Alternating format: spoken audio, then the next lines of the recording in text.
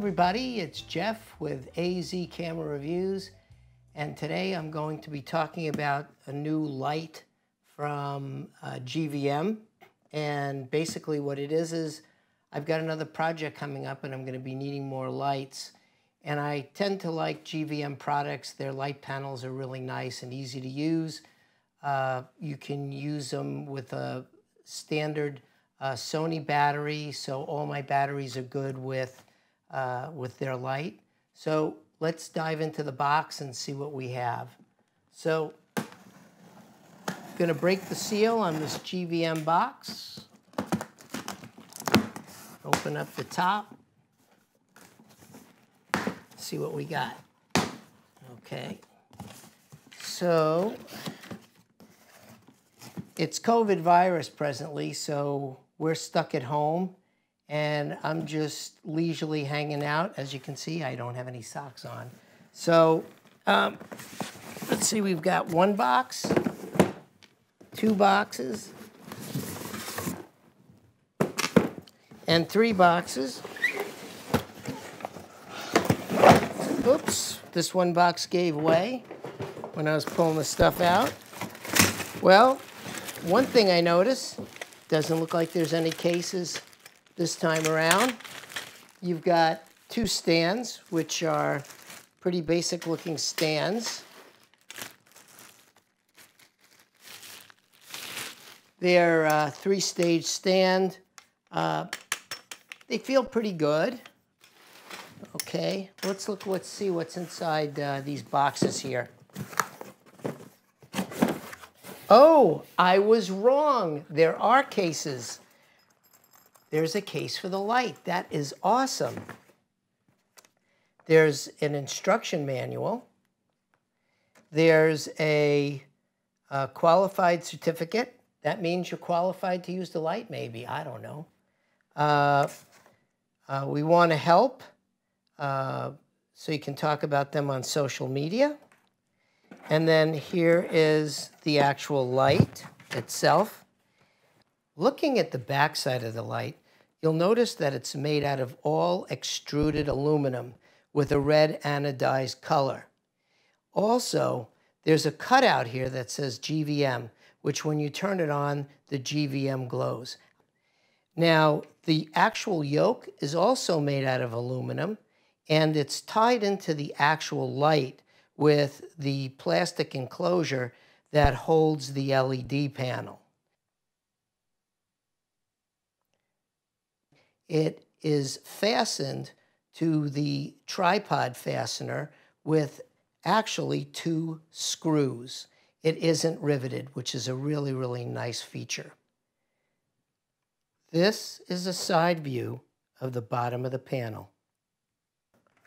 It's got some pretty heavy plastic barn doors. So let's see if we can open these bad boys up. There we go. And the first thing that I notice here is there's a lot of LEDs in this panel. Now let's take a look at the actual control panel on the light. You'll notice that there's a power input that's right here. There's also two battery attachments where you can use one of these Sony type of batteries. This one happens to be made by GVM, but the Sony type NP batteries, whether it be a 750 or a 950, you can just slide them right on to the back of the light, like so. But you have to run it with two batteries. You can't just run it with one. Right here is where you adjust your color temperature. Right here is where you control your brightness. And here is where you can switch between whether or not you're using power or you're using the actual batteries. This right here is a mode reset button so that you can reset the light when you're trying to hook it up to your Wi-Fi onto your phone.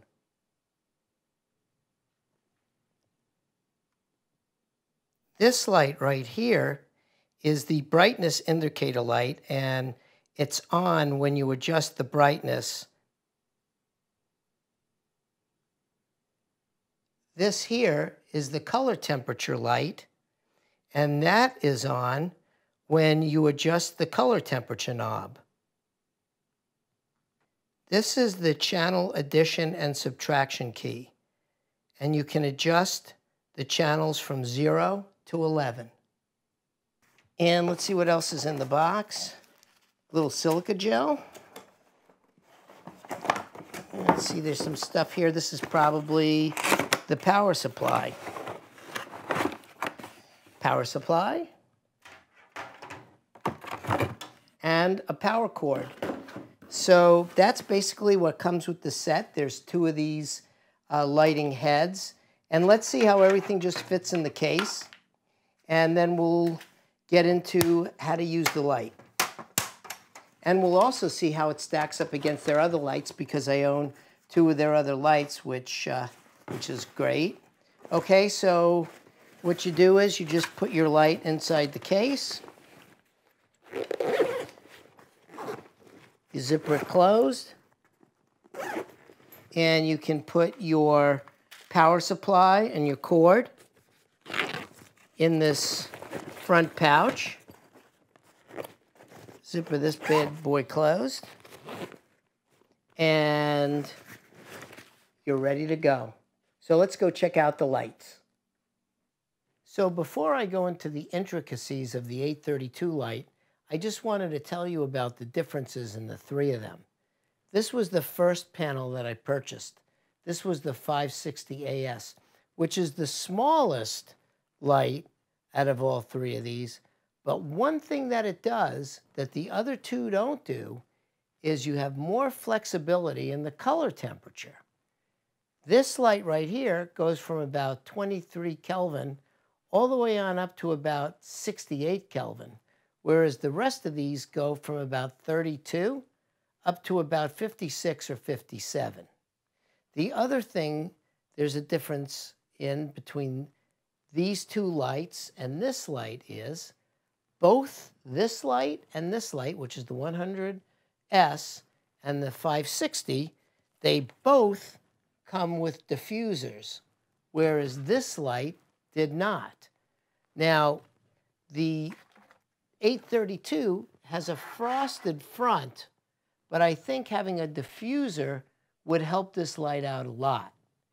Now, you'll also notice that the array on the 560 and the 832 are very, very similar, except, like I said, this one comes with this like diffuser or plastic, hard plastic front on it. All 3 of them come with barn doors, which is really, really great. And what I'm going to show you now is what the difference is on the back. So as we spin these around,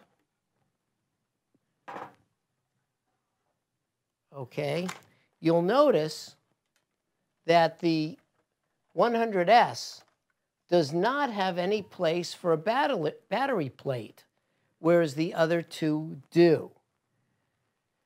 The 100S has this battery plate, which uses that V-type battery technology, and it also has this connector right here, which unfortunately is a dummy connector, and it doesn't connect to anything. So instead, what they do is they provide you with this P-tap, and the P-tap will connect to the top of your battery, and then will run to the actual power connector on the back of the light. The other thing is the 100S also has a fan in the back to dissipate the heat, whereas the 832 does not. The heat is dissipated through the back of this heat sink, which is the actual body of the light. Now, something else that's really interesting is if you turn this around and you look at the fronts of this light and of the 832, like I said, this has a different array than this does. But the 100S gives you a much softer, much more even light than the 832 does.